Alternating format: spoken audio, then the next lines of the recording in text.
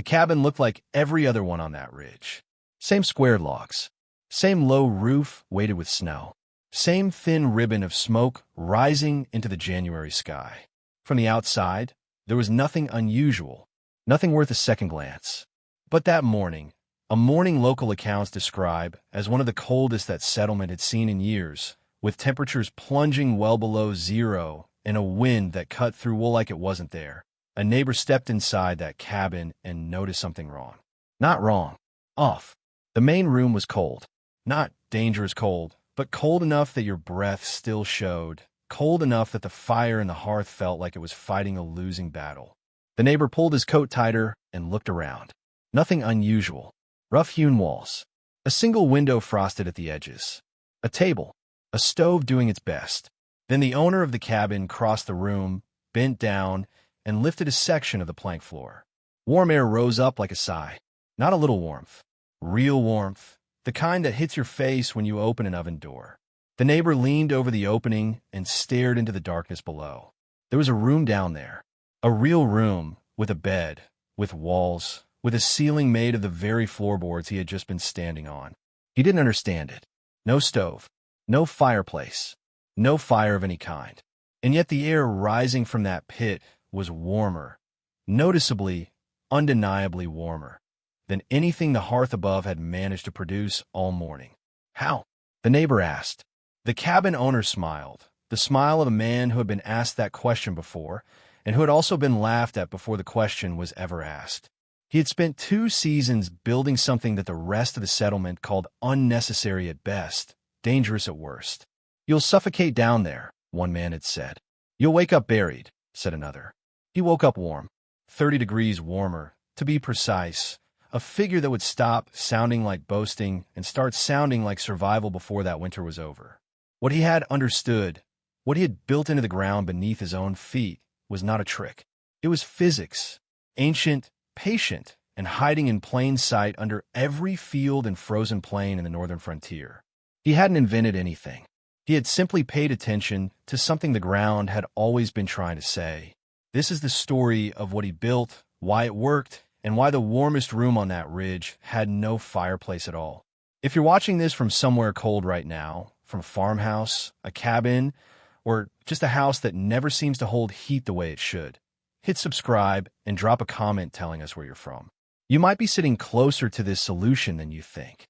Sometime around 1878, a man named Edvard Brand arrived in the Northern Dakota Territory with little more than a team of oxen, a hand axe, and the kind of silence that comes from crossing an ocean and then crossing a continent and still not finding the place that feels like the answer. He was Norwegian by birth, practical by nature, and stubborn in the particular way that men become when they have survived things that should have finished them. Oral accounts passed down through the settlement community describe him as a man of few words and unusual habits, a man who watched the land before he touched it, who walked a piece of ground for days before deciding where to put a single post.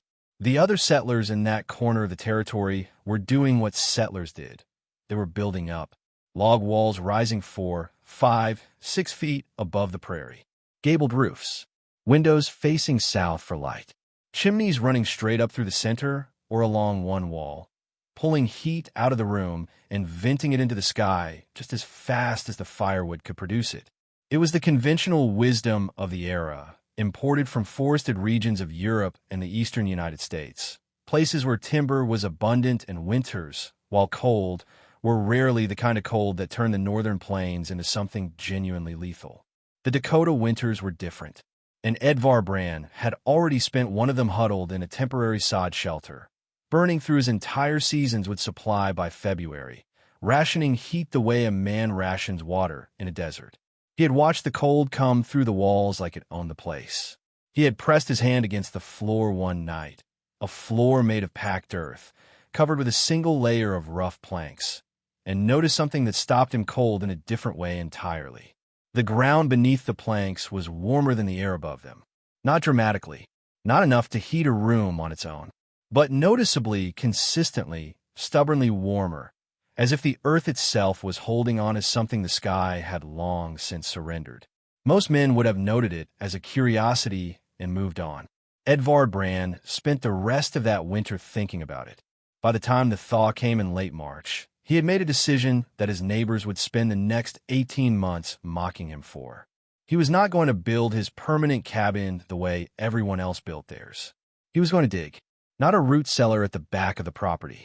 Not a storage pit under the floorboards. He was going to dig down an additional 5 feet below the cabin's main floor level, carve out a room with stone walls and a stone-lined ceiling, and sleep there. He's going to bury himself alive. One local account recorded a neighbor saying at the trading post that spring, "Man came all this way from Norway just to dig his own grave." What that neighbor didn't know, what almost no one in that settlement understood, was that Edvard Brand wasn't digging a grave.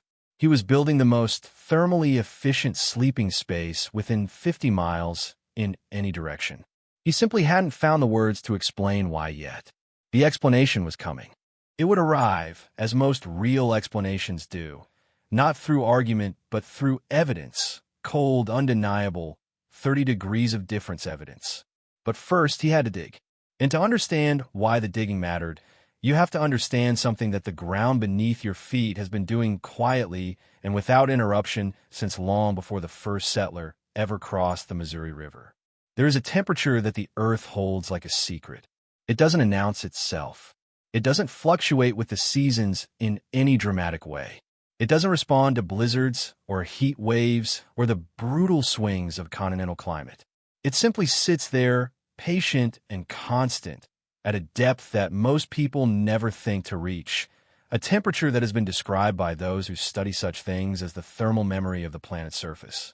In the northern Great Plains during the late 19th century, and indeed today, in the same region, the ground temperature at a depth of between 6 and 8 feet stabilizes at somewhere between 48 degrees Fahrenheit and 55 degrees Fahrenheit year-round. That number doesn't change much whether it's July and the surface bakes at 100 degrees Fahrenheit or January and the air above freezes at minus 25 degrees Fahrenheit. The Earth at that depth simply does not care.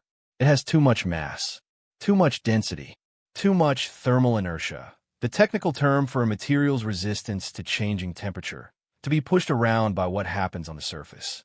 This is not a regional curiosity.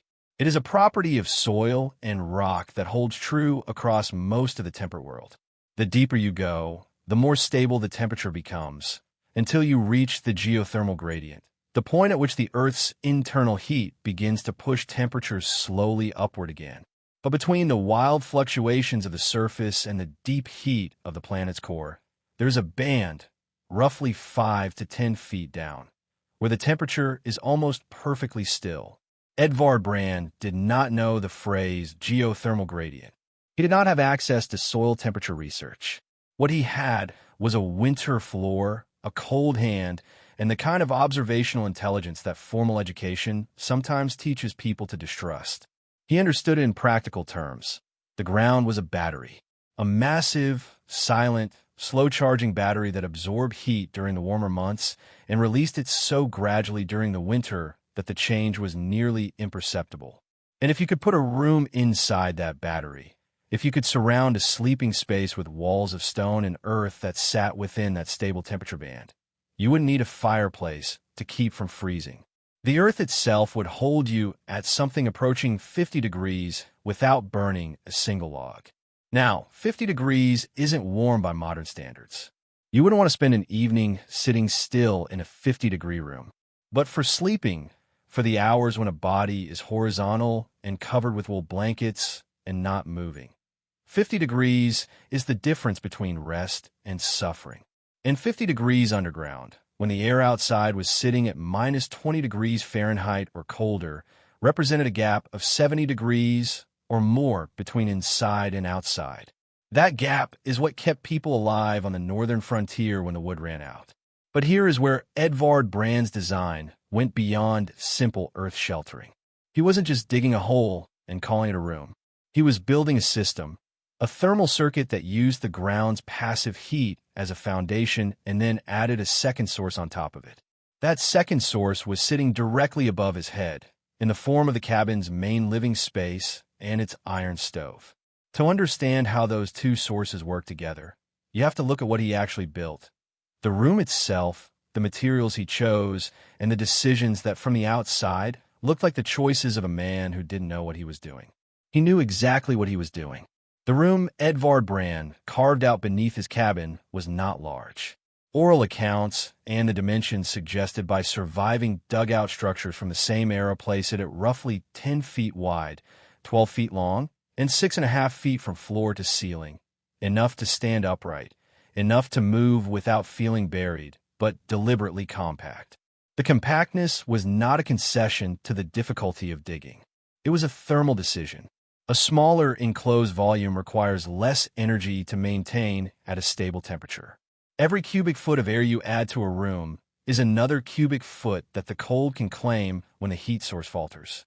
Edvard had watched large cabins hemorrhage warmth all winter, big rooms with high ceilings where the heat rose away from the people who needed it and pooled uselessly at the rafters while the floor stayed cold enough to numb your feet through 2 pairs of socks. He built his underground room tight on purpose. The walls were his first priority.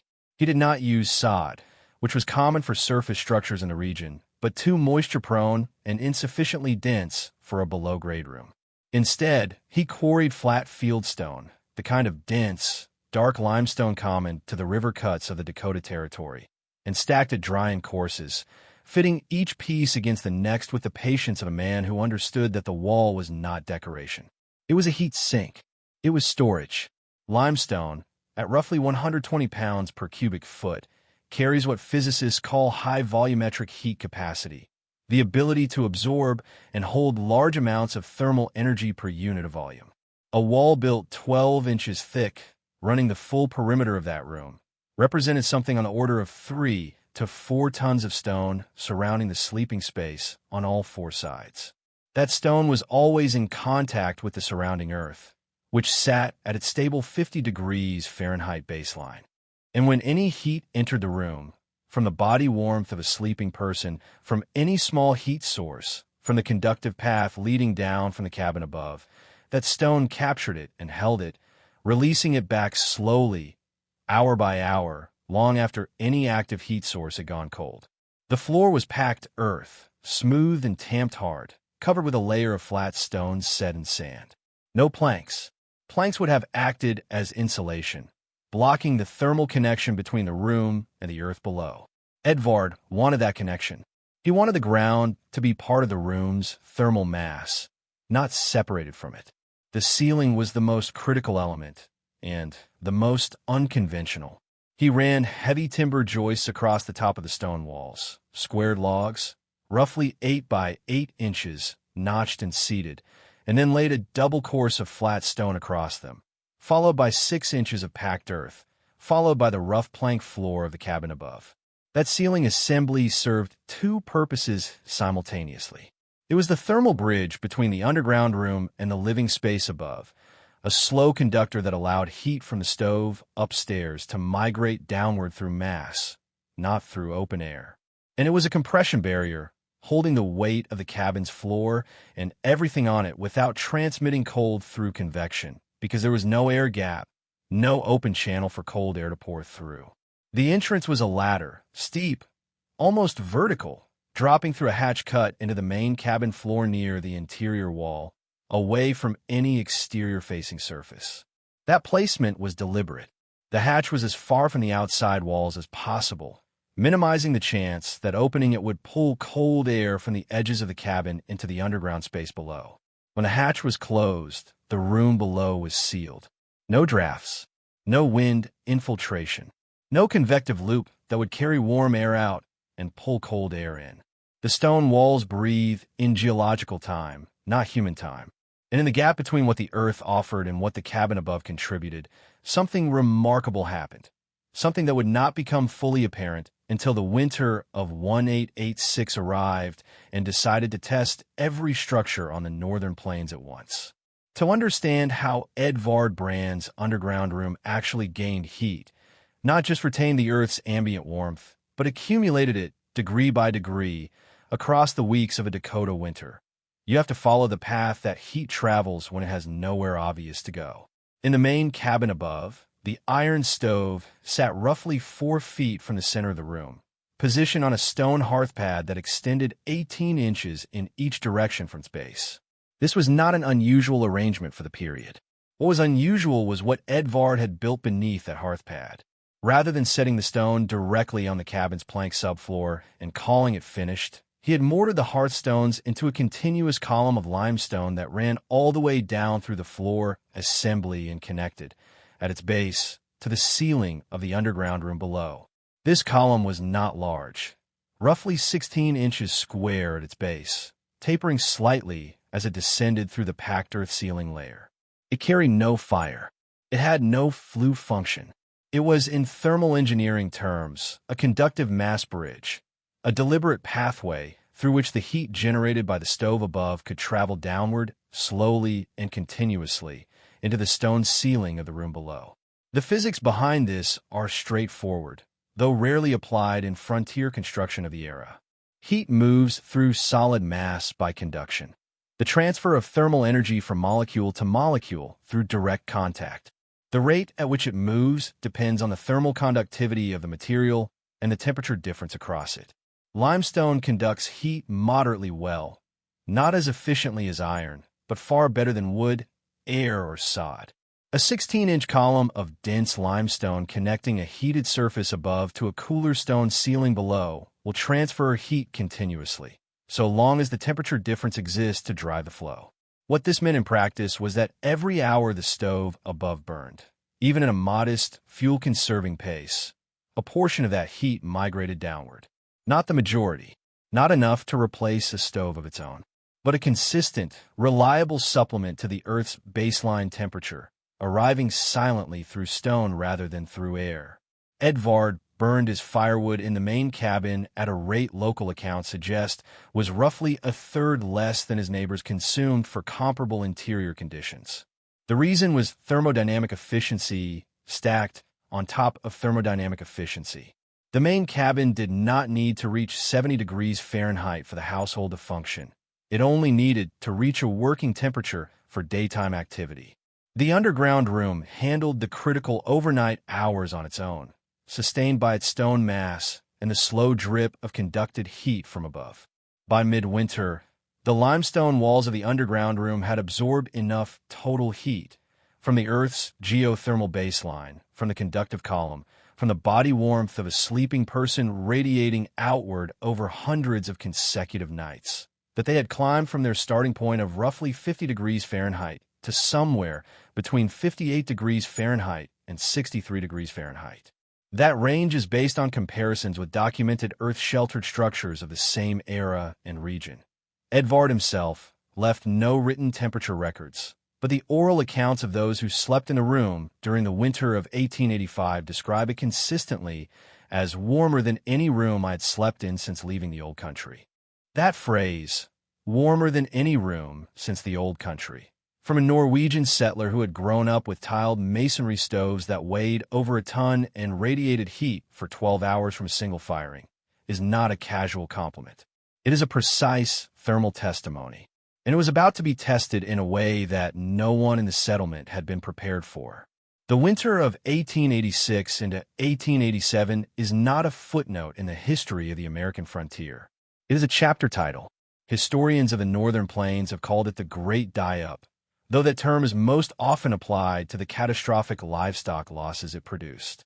For the human settlements scattered across the Dakota Territory, Montana, and the northern reaches of Minnesota, it was something more personal, a sustained, grinding, weeks-long test of every structure, every supply cache, every thermal decision that had been made in the years preceding it. It began in November with temperatures that dropped earlier and harder than any seasonal pattern had suggested they would. By December, thermometers in the region were recording lows of minus 40 degrees Fahrenheit and below, not isolated overnight events, but sustained multi-day cold snaps that arrived one after another without the usual recovery periods in between. Wind drove the cold horizontally across the open plains, eliminating whatever marginal benefit a south-facing wall or a sheltered position might have offered.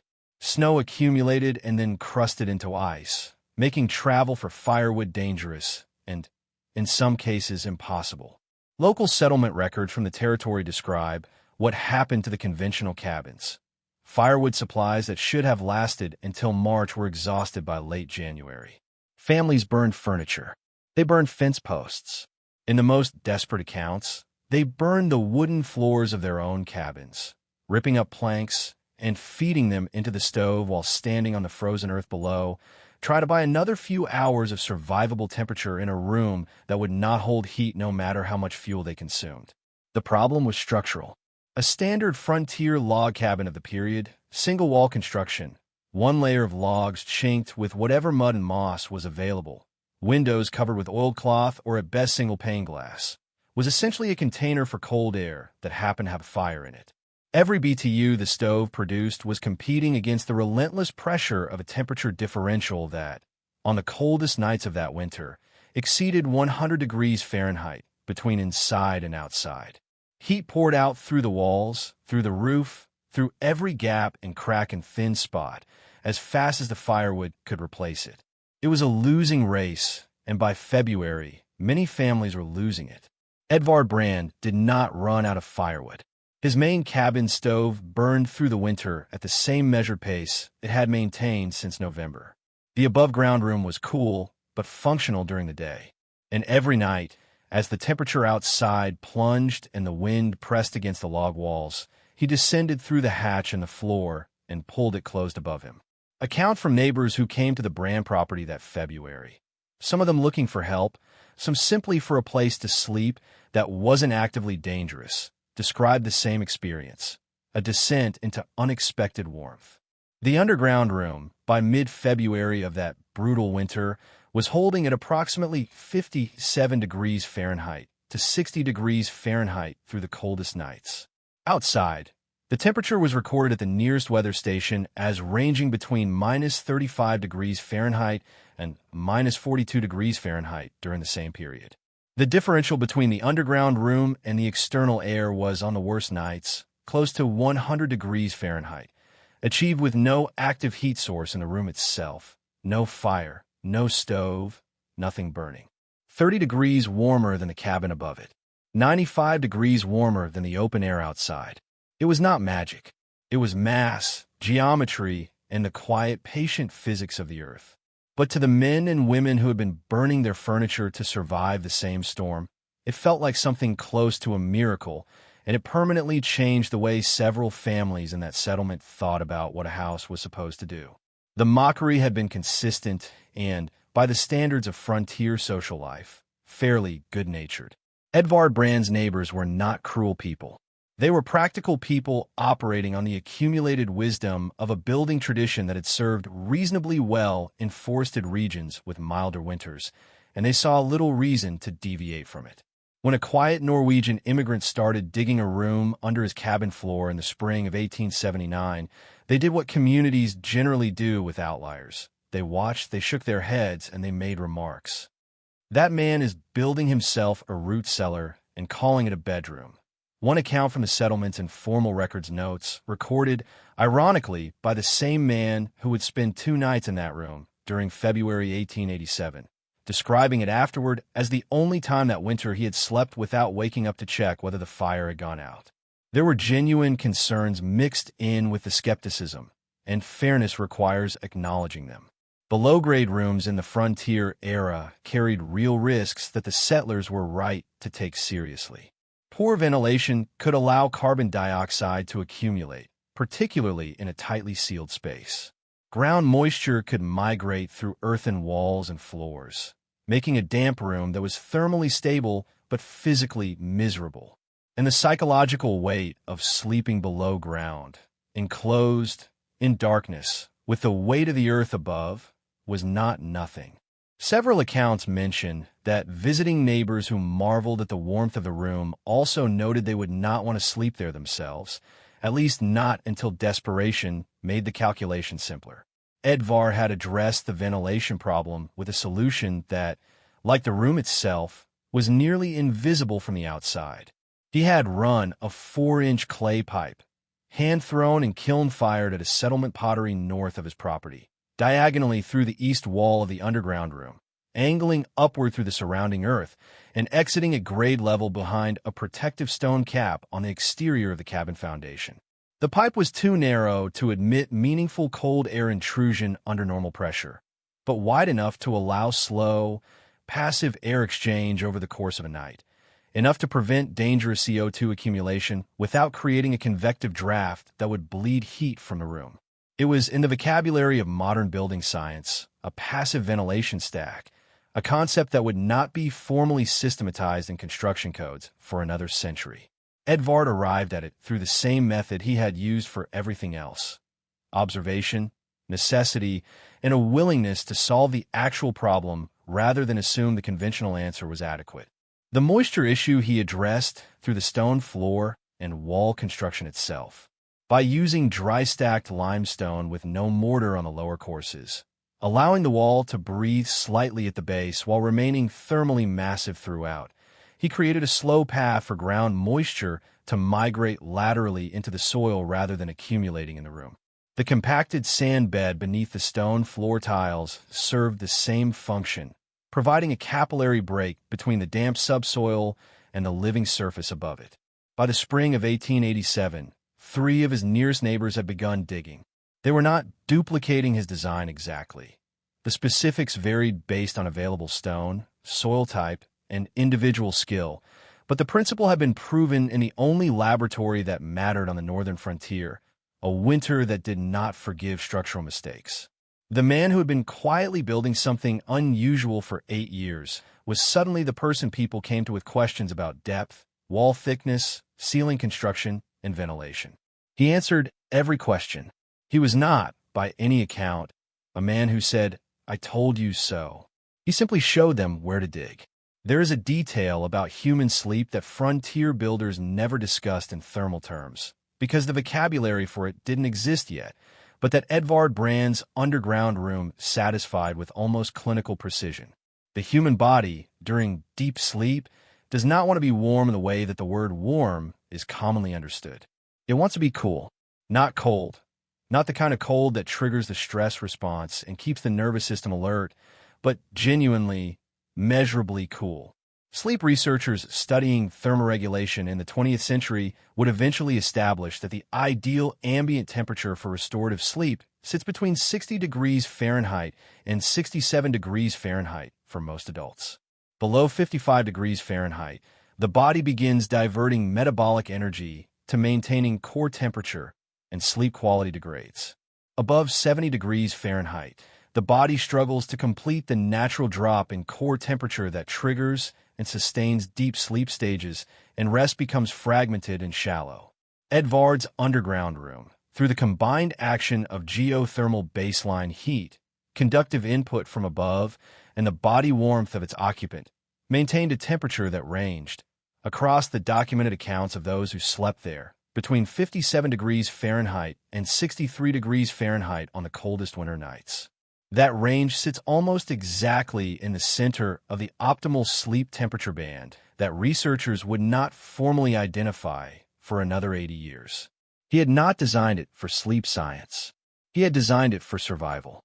But the result was the same, a sleeping environment that was not just warmer than the frontier average, but thermally closer to ideal for the human body than almost anything else available in the northern settlements of the 1880s.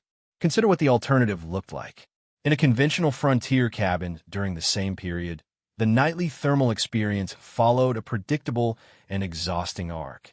The stove burned hot through the early evening, pushing the interior to a tolerable temperature, perhaps 65 degrees Fahrenheit to 70 degrees Fahrenheit near the fire, significantly less near the walls and floor. Then, as the household went to sleep and the fire was banked or allowed to diminish to preserve firewood, the cabin temperature began its long, slow fall. By 3 in the morning, on a severe winter night, interior temperatures in uninsulated log cabins of the period routinely dropped to between 35 degrees Fahrenheit and 45 degrees Fahrenheit.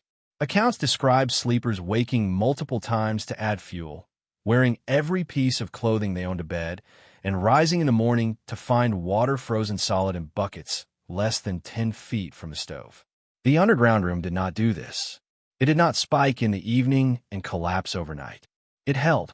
The thermal mass of the surrounding stone and earth absorbed the day's conducted heat and released it at a rate so slow that the room's temperature over the course of a 12-hour night moved by no more than 3 to 5 degrees in either direction. That stability, that flatness of the thermal curve, is something that modern high-performance building envelopes spend enormous sums of money and engineering effort to replicate. Edvard achieved it by going down 6.5 feet into the ground and stacking limestone. There is also a less quantifiable element worth naming.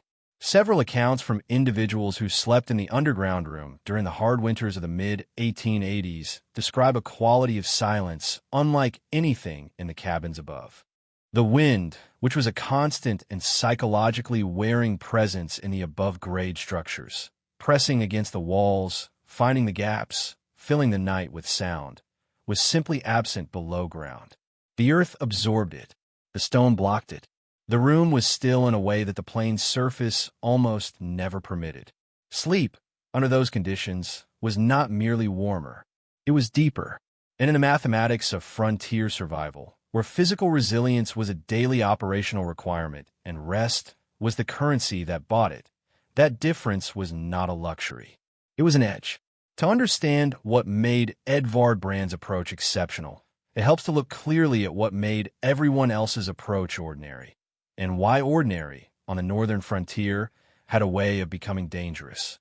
The standard frontier log cabin of the 1870s and 1880s was built according to a set of assumptions that made perfect sense in their original context and almost no sense in the Dakota Territory.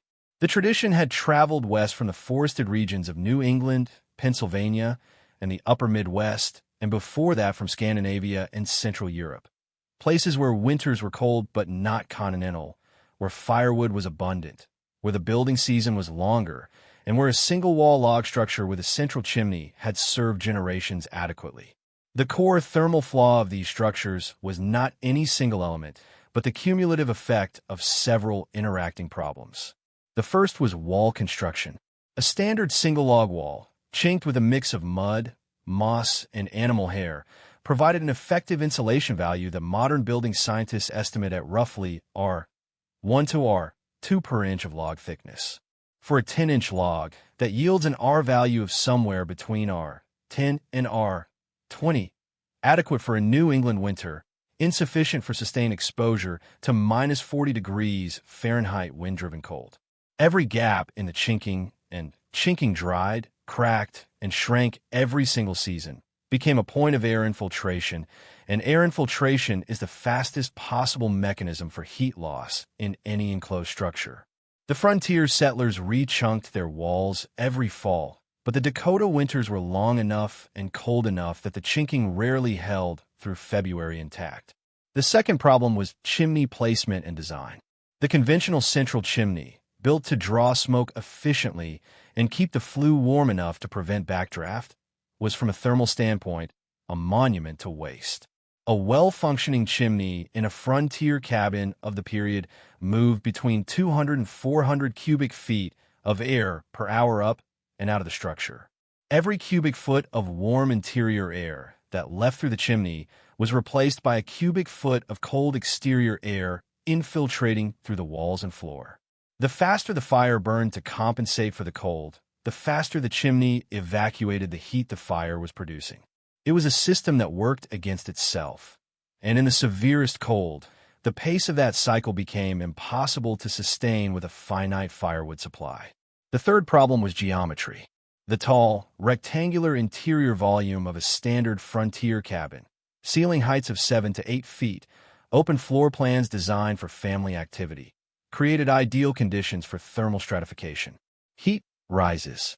In a room with an 8-foot ceiling and a fire at floor level, the warmest air in the space collects in the upper third of the room, doing nothing useful for the people living at floor level.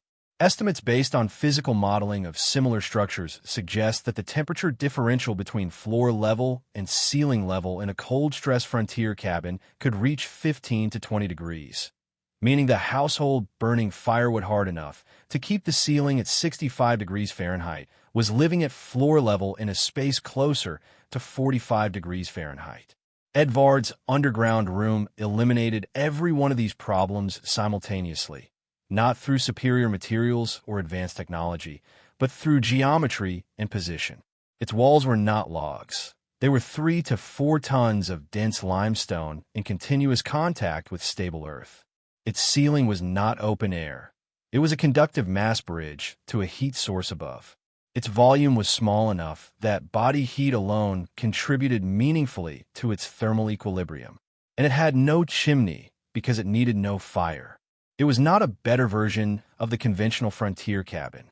It was a different answer to the same question, one that the question, asked honestly in the context of a Dakota winter, had been demanding all along. The cabin Edvard Brand built did not survive intact into the 20th century.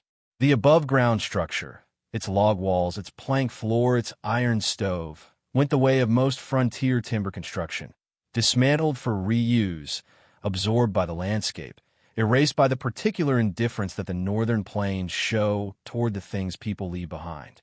But the underground room was harder to erase. Stone does not rot. Earth does not burn. In a room built 6.5 feet below grade, with walls dry stacked from local limestone and a floor of flat stones set in compacted sand, does not simply disappear when the structure above it is removed. It settles. It fills, slowly, with blown soil and collapsed ceiling material. It becomes invisible from the surface, but it remains, waiting with the patient indifference of geology for someone to ask the right question in the right place.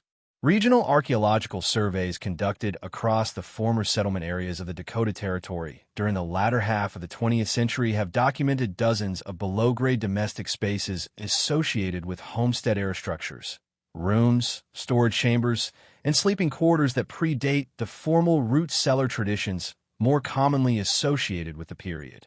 The precise number varies by survey methodology and reporting period, but oral history collections from several county historical societies in what is now North and South Dakota contain consistent references to warm rooms, dig-downs, and underfloor sleeping spaces in the accounts of second- and third-generation descendants of original settlers. These are not exotic findings. They are, if anything, underreported, because the structures that survive best are the ones no one thought to look for. A collapsed log cabin leaves surface evidence, a depression, a scatter of squared timber fragments, a stone chimney base standing alone in a field. A below-grade room associated with that same cabin leaves nothing visible from above. It requires either deliberate excavation or accidental discovery, a fence post driven into an unexpected void, a tractor wheel dropping through a crusted soil bridge, to reveal that something was there. What these discoveries confirm, when they're properly documented, is that the practice Edvard Brand employed was not an isolated eccentricity. It was part of a broader tradition of subterranean domestic architecture that stretched back through time and across cultures far beyond the Dakota frontier. The Norse longhouse tradition included partially sunken floor levels specifically to access the Earth's thermal baseline.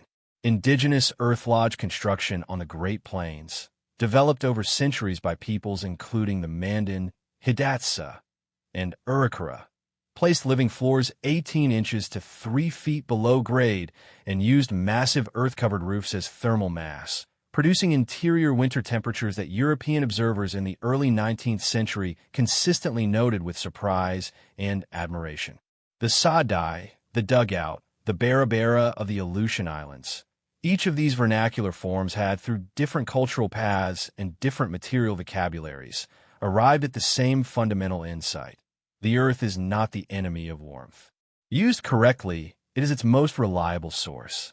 Edvard Brand did not invent this. He remembered it, or perhaps rediscovered it independently, through the specific pressure of a Dakota winter and the specific attentiveness of a man who had learned not to assume that the conventional answer was the correct one. The archaeological record suggests that he was one of many. The historical record suggests that most of them, like him, were initially alone in their understanding, and that the winters eventually did the teaching that words had failed to accomplish. There's a category of modern home construction that the building industry calls earth-sheltered architecture. It is not a fringe idea. It is not an experimental technology. It has been studied, modeled, peer-reviewed, and documented across dozens of climates and soil types since at least the 1970s, when rising energy costs forced engineers and architects to begin looking seriously at passive thermal strategies that did not depend on burning fuel. The findings have been consistent and, for anyone paying attention, quietly remarkable. An Earth-sheltered home, one where the living spaces are partially or fully recessed into a hillside or covered above grade with a significant layer of compacted earth, reduces heating and cooling energy consumption by between 25% and 50% compared to a conventionally built structure of equivalent size in the same climate, under the same conditions. That range varies by design quality, climate severity, and local soil characteristics, but the direction of the finding does not vary. The Earth, used as a thermal partner rather than simply a foundation substrate, reliably outperforms insulation strategies that cost orders of magnitude more to manufacture and install. The physics have not changed since Edvard Brand stacked his first course of limestone. What has changed is the context in which those physics operate. The modern residential construction industry in North America is built around a set of assumptions that would have been recognizable and concerning to Edvard and his neighbors. Structures are built above grade, with all exterior surfaces exposed to ambient air temperatures. Heating is provided by forced air systems that cycle on and off in response to a thermostat, burning natural gas or consuming electricity to compensate, in real time, for the continuous heat loss through the building envelope. Insulation is added to the walls, ceiling, and sometimes the floor, but insulation is a resistor, not a reservoir. It slows the rate of heat loss. It does not store heat the way mass does. The moment the furnace stops running, the insulated house begins losing the temperature it has just paid to acquire. The average American home, according to energy consumption surveys from the mid-2020s, loses between 25% and 40% of its heating energy through the building envelope before that energy has done any useful work. A significant portion of that loss occurs at the floor and foundation, the one surface where the temperature differential between inside and outside is actually smallest, and where the ground could, if engaged correctly, be contributing warmth rather than accepting loss. What Edvard Brand understood, and what the modern construction industry has spent a century and a half systematically unlearning in favor of scalable, above-grade standardization, is that the ground is not neutral. It is not simply the thing you build on top of. It is a thermal partner with a steady offer on the table, stable temperature year-round at no fuel cost, in exchange for the modest investment of going down instead of up. The earth-sheltered homes being built today by forward-thinking designers in Minnesota, Wisconsin, Montana, and the Canadian Prairie provinces are not radical experiments. They are carefully engineered returns to a principle that was well understood by the people who first had to survive those climates without a utility company behind them. The R values are calculated now. The vapor barriers are specified. The drainage planes are engineered. But the fundamental insight, the one that Edvard expressed in limestone and packed earth rather than in building science terminology, is exactly the same. Go down. Let the ground hold you. Trust the mass. The irony is not lost on the architects and engineers who work in this space. The most thermally sophisticated homes being built in cold climates today look, in cross-section, strikingly similar to what a Norwegian immigrant was laughed at for building on the Dakota Plains in 1879. The vocabulary is different. The precision is greater. The building permits are considerably more involved. But the geometry, the deliberate, calculated placement of living space within the Earth's thermal embrace rather than exposed above it, is the same decision, arrived at by the same logic, separated by a century and a half of forgetting and remembering. The winter of 1887 ended, as winters do, without ceremony.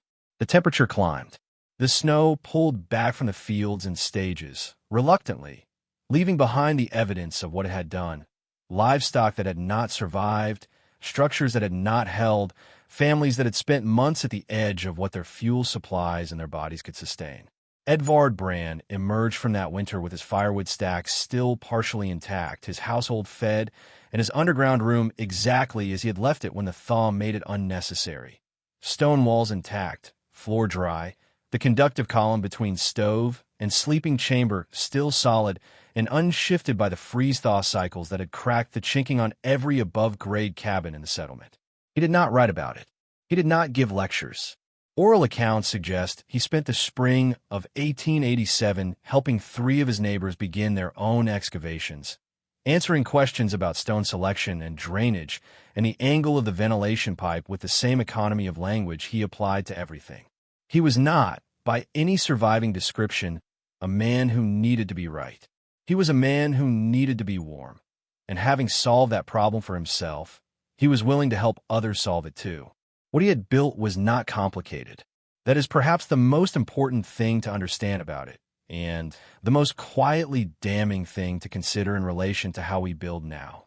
No manufactured materials, no engineered lumber, no spray foam, no vapor barriers, no mechanical ventilation systems with heat recovery cores, no utility bills, no fuel delivery schedule, no dependence on a supply chain that runs from a refinery somewhere to a truck to a tank outside his door. 6.5 feet of depth, 3 to 4 tons of local limestone, a clay pipe, a hatch, and a room that held at 57 degrees Fahrenheit to 63 degrees Fahrenheit through nights when the open air outside was 40 degrees below zero, sustained not by burning anything, but by the patient thermal memory of the earth and the slow, conductive generosity of stone. There's a question that this story raises, not about Edvard Brand specifically, but about the category of knowledge he represents. How much of what was understood by necessity on the frontier has been systematically abandoned in the century and a half since? Not because better answers were found, but simply because scale and standardization made the old answers inconvenient. How many thermal strategies, food preservation techniques, water management approaches, and structural decisions that once kept people alive through genuinely brutal conditions have been classified as primitive and set aside, not tested against modern benchmarks, just assumed to be inferior because they came before? The underground room does not answer that question, but it points at it directly. It stands, or rather, it lies beneath the surface of a Dakota field somewhere, filled with blown soil and the compressed memory of limestone, as evidence that the most sophisticated thermal solution within 50 miles of that settlement was also the simplest, the oldest, and the one that everyone laughed at first. The warmest room on that ridge had no fireplace. It had no window, no stove, no manufactured insulation, no thermostat, and no dependence on anything that had to be cut, split, hauled, dried, or burned. It had stone. It had earth. It had depth. And it had a man who paid attention to what was already there and trusted it enough to sleep inside it. This video is produced for historical and educational purposes only. The construction techniques described reflect frontier-era vernacular practices and should not be replicated without appropriate engineering review, local building permits, and professional guidance. Thermal performance figures cited are based on plausible reconstructions from documented comparable structures and should be understood as illustrative rather than certified data.